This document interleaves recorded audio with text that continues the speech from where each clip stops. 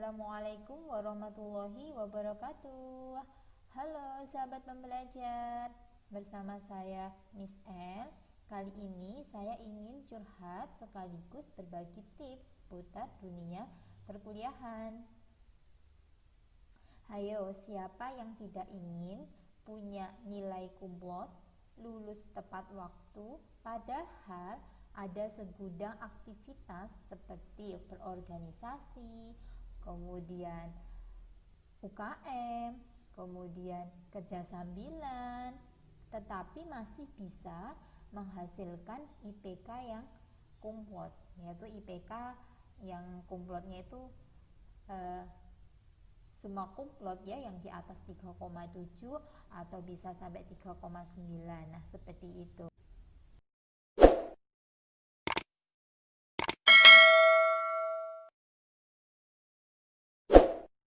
Sedikit cerita, dulu pada waktu kuliah saya ikut beberapa organisasi. Hari demi hari saya lalui dengan banyak berorganisasi. Kadang-kadang saya pernah meninggalkan bangku kuliah hanya demi ikut acara organisasi di luar kampus. Hasilnya pada waktu itu di semester 1 IPK saya masih sangat rendah ya. Harusnya di semester 1 itu IPK itu harusnya tinggi-tingginya. Kenapa? Karena pelajarannya itu masih basic sekali gitu. Jadi banyak anak-anak yang teman-teman saya yang semester 1 itu ada yang nilainya sangat tinggi-tinggi ya, di atas 3,5 lah, sedangkan saya waktu itu hanya 3,1. Kemudian saya baru menemukan tips-tips yang akan saya bagikan ke teman-teman saya hari ini. Apa saja yang harus saya lakukan untuk mengejar ketertinggalan IPK saya yang awalnya cuma 3,1, kemudian saya bisa lulus kumlot di atas 3,7 ya. Nah, itu apa yang saya lakukan di semester keduanya.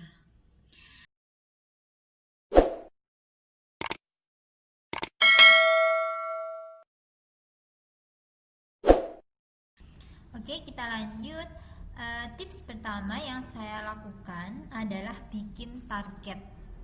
Ya, seperti kita tidak asing ya, bikin resolusi di setiap akhir tahun atau di awal tahun. Nah, ini sama.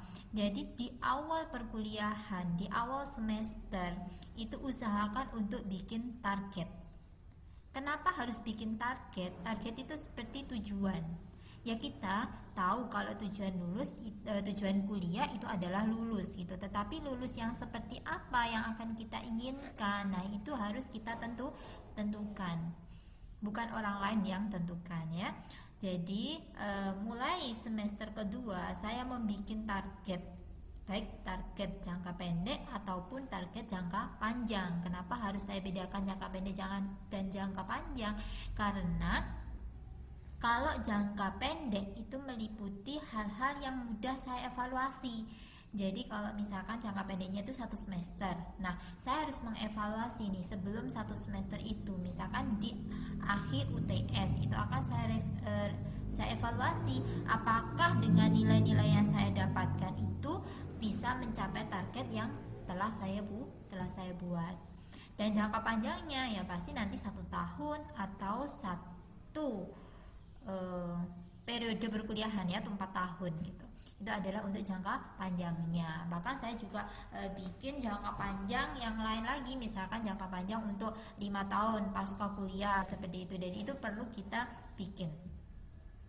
Contoh pembuatannya itu kalau saya pribadi adalah bertahap. Saya tidak akan membuat target yang tidak rasional. Misalkan nih saya IPK 3,1, kemudian saya targetkan IPK semester 2 adalah 4,00. Nah, itu adalah sesuatu yang mustahil, meskipun ya bisa terjadi, tetapi itu peluangnya itu sangat kecil. Jadi kita harus menentukan target itu secara bertahap. Ya, misal contoh nih, pada saat semester 1 IPK cuma 3,1, nanti targetnya di semester 2 adalah IPK misalkan 3,4 atau 3,5 minimal misalnya kayak gitu. Itu masih dalam rank yang masih bisa kita wujudkan seperti itu.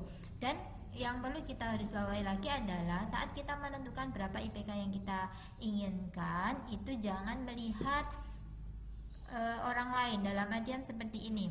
Kita tiba-tiba main ke kosan teman, ternyata pada waktu di sana kita melihat tertulis di papan targetnya mereka, ini semester ini saya pengen IPK 3,6 atau 3,9, terus kemudian kita ikut-ikutan. Nah jangan ya, jadi kita jangan sampai menggunakan ukuran sepatu orang lain di kaki kita, nanti kalau ukurannya tidak pas malah jadinya sakit. Nah sering dengar ya. Nah itu juga pas di sini kita laksanakan. Jadi membuat target itu adalah yang terstruktur, terukur, dan tahu kapan target itu bisa kita capai. Dan satu lagi, setelah kita bikin target, jangan lupa untuk ditulis yang jelas, kemudian ditempel di tempat yang sering kita lalui. Itu tips yang pertama, yaitu bikin target. Kemudian yang kedua adalah menentukan langkah-langkah untuk mencapai target. Jadi langkah yang pertama itu bikin target, langkah yang kedua adalah menentukan langkah-langkah untuk mencapai target. Jadi setelah kita punya target itu kita harus pun tahu apa yang harus kita lakukan, langkah-langkah apa yang kita lakukan untuk mengeksekusi target-target yang kita miliki. Nah sebenarnya inilah tipsnya ya, tips yang sesungguhnya dari apa yang saya lakukan pada waktu di kampus itu adalah ini. Apa saja ya? Nah yang pertama, langkah yang pertama adalah tentukan waktu belajar yang terbaik untuk kita taati. Maksudnya seperti ini. Jangan pernah menunggu waktu luang untuk belajar, tetapi luangkanlah waktu untuk belajar. Kalimatnya mirip tetapi artinya sangat berbeda. Jadi luangkan waktu untuk belajar. Nah, kapan waktu yang tepat untuk belajar? Setiap individu biasanya memiliki waktu yang berbeda-beda, tapi yang sering kita laksanakan biasanya adalah waktu-waktu sebelum subuh atau setelah subuh. Itu biasanya waktu saat kita masih fresh, otak kita masih bisa menerima materi yang kita baca, yang kita pelajari itu dengan mudah. Ya, jadi yang pertama adalah tentukan waktunya, luangkan waktunya, jangan menunggu waktu luang. Kemudian yang kedua, atau langkah keduanya adalah bergaulah dengan teman yang lebih pintar. Kenapa? Supaya kita bisa diskusi atau diajarin ya. Jadi kita kayak benar, tapi tidak apa-apa. Di sini kan kita akan saling diskusi dengan teman yang lebih pintar dari kita, yang akan membawa kita menuju orang yang lebih positif ya. Ingat pepatah ya, kita berteman dengan seorang pandai besi, maka kita juga akan terkena baunya ya, bau dari pandai besi itu, karena biasanya ada api atau mungkin kita bisa terbakar gitu kan. Tetapi kalau kita berteman dengan penjual parfum, kalaupun kita tidak dapat parfumnya, sebenarnya kita bisa mencium bau harumnya. Jadi pandai-pandailah kita memilih teman, apalagi di zaman yang sekarang ini. Kemudian yang ketiga, nah ini adalah yang sering saya laksanakan. Jadi dari semua poin itu adalah poin ini yang saya terapkan pada waktu saya kuliah dulu. Konsentrasi saat di kelas. Nah, kebayangkan saya itu ikut organisasi, dan alhamdulillah itu pada waktu semester 3 ya, semester 3 itu saya menjabat sebagai wakil ketua HMJ. Nah, bagian eksternal. Jadi bagian eksternal itu hubungan antara kampus dengan kampus. Dan kebetulan juga pada waktu itu saya kepilih menjadi staf administrasi untuk organisasi yang melingkupin satu provinsi gitu ya, satu provinsi. Jadi kita sering ngadain rapat di Universitas A, di Universitas B, di Universitas C. Jadi saya harus keluar kota gitu setiap akhir pekan gitu kan. Setiap akhir pekan itu sering keluar kota.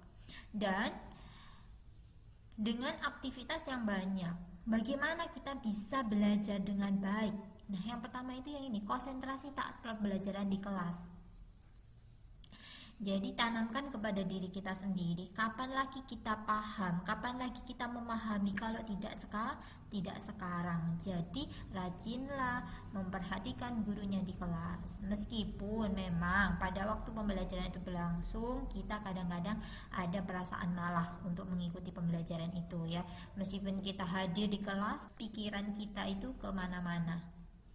Nah, ini baik untuk anak-anak yang kuliah atau anak-anak yang masih SMA juga.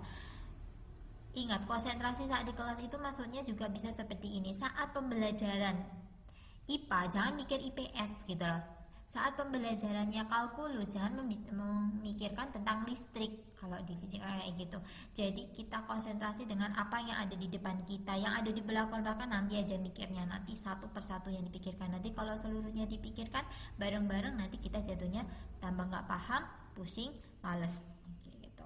Apalagi kalau udah di kelas ini nih, was-wasin syaitan ini banyak ya. Jadi ada yang bisikin gitu, udahlah santai aja, toh nanti juga bisa belajar di rumah atau nanti ulangannya masih lama. Nah ini sangat berbahaya. Jadi kita harus tidak boleh menunda-nunda. Jadi konsentrasi di kelas. Kalau ada yang belum dipahami harus bertanya seperti itu. Supaya apa? Supaya selesai dari perkuliahan kita sudah punya bekal setidaknya untuk ulangan itu. Oh ya udah ingat ya tadi gini seperti itu. Dan saya sangat efektif sekali menerapkan konsentrasi saat di kelas ini. Jadi materi saat dijelaskan oleh dosen itu hampir 70% itu bisa terserap. Kemudian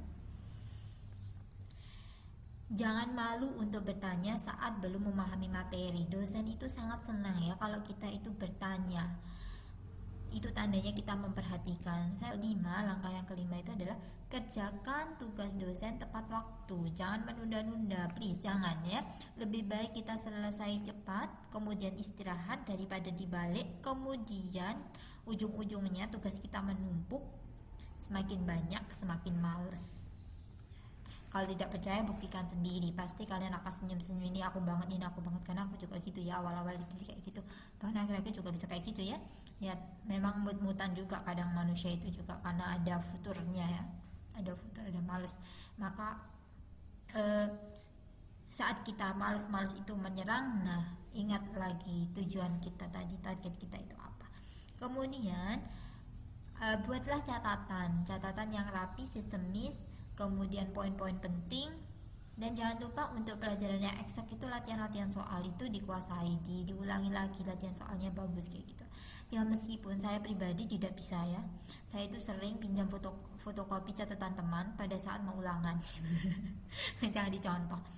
Tapi itu bisa dilaksanakan saat kita tadi sudah konsentrasi di kelas, setidaknya 70% sudah masuk, meskipun kita tidak bisa mencatat dengan baik, karena kemampuan mencatat dengan baik itu tidak dimiliki oleh semua orang ya. Jadi saya juga termasuk orang yang pada waktu kuliah itu tidak bisa mencatat dengan baik, jadi catatan saya itu minim sekali. Jadi pada waktu mau ulangan, kalau memang diperlukan, saya akan minta tolong catatannya teman untuk difotokopi. Ya, terima kasih teman-teman saya yang sudah berbaik hati untuk meminjami catatannya untuk saya fotokopi ya. 6 ya, ada 6 langkah yang sudah saya share di layar ini. Itu harus yang kalian tanamkan di dalam diri, yang itu sebenarnya sederhana tapi sulit untuk dijalankan jika kita tidak punya keteguhan hati. Oke, poin yang ketiga, menonjolkan diri di kelas. Maksudnya menonjolkan diri di kelas itu ya bukan cari muka sebenarnya, tetapi lebih menghargai dosen. Jadi dengan aktif bertanya dan menjawab. Nah, terutama yang kuliah di eksak, jadi pelajaran eksak atau pelajaran apapun ya, karena basis saya adalah eksak gitu ya, dan sering sekali ada mengerjakan soal, dosen meminta kita untuk mengerjakan soal-soal, contohnya misalkan kalkulus, fisika, matematika gitu. Itu biasanya kita itu ditunjuk oleh dosen untuk mengerjakan. Nah, sebelum ditunjuk, kalau bisa ya, biasanya ada penawaran siapa yang mau mengerjakan, maka kita segera aja maju, jangan nunggu nanti. Kenapa? Karena biasanya soal-soal yang awal-awal itu masih mudah, tingkat kesulitannya itu semakin lama itu akan semakin sulit. Jadi kita harus menciptakan peluang untuk diri kita sendiri, nggak usah menunda-nunda. Jadi kalau misalkan kita sudah bisa, ya udah langsung maju aja ya. Biasanya itu tuh kita enggan, oleh kanan oleh kiri gitu. mau maju enggak gitu. Ya udahlah, pede aja, yang penting kita tidak merugikan orang lain. Kecuali kalau menyerobot antrian, ya sudah, teman sudah mau mencoba terus kita kemudian nyerobot, itu tidak boleh. Tetapi kalau misalkan memang belum ada teman yang maju, kita maju duluan, itu alangkah lebih baiknya. Kenapa? Karena nanti lama-lama kita akan dikenal, ya. Dan ingat kalimat ajaib nih ya, bukan hanya pintar yang bikin sukses, tetapi berani menciptakan peluang bisa menuntun kita menjadi sukses. Nah, peluang itu apapun ya, yang penting tidak merugikan orang lain dan tidak berbuat jahat. Itu apapun peluangnya, nah terjang aja ya, ambil saja gitu. Nah, yang terakhir adalah berdoa dan berbuat baik. Jadi poin keempatnya itu adalah berdoa dan berbuat baik. Selalu berdoa dengan khusyuk, minta dimudahkan oleh Allah, jauhi perbuatan-perbuatan yang merugikan diri sendiri dan orang lain. Maka insya Allah orang-orang di sekitar kita, lingkungan kita juga akan berbuat baik kepada kita. Itu yang bisa saya sampaikan. Terima kasih telah menonton tayangan ini, semoga bermanfaat dan menginspirasi. Sampai jumpa di video-video selanjutnya. Jangan lupa subscribe ya untuk tips-tips seru lainnya. Kemudian kalau tayangan ini bermanfaat, silakan klik like, komen, dan share ke teman-teman kalian. Terima kasih. Wassalamualaikum warahmatullahi wabarakatuh.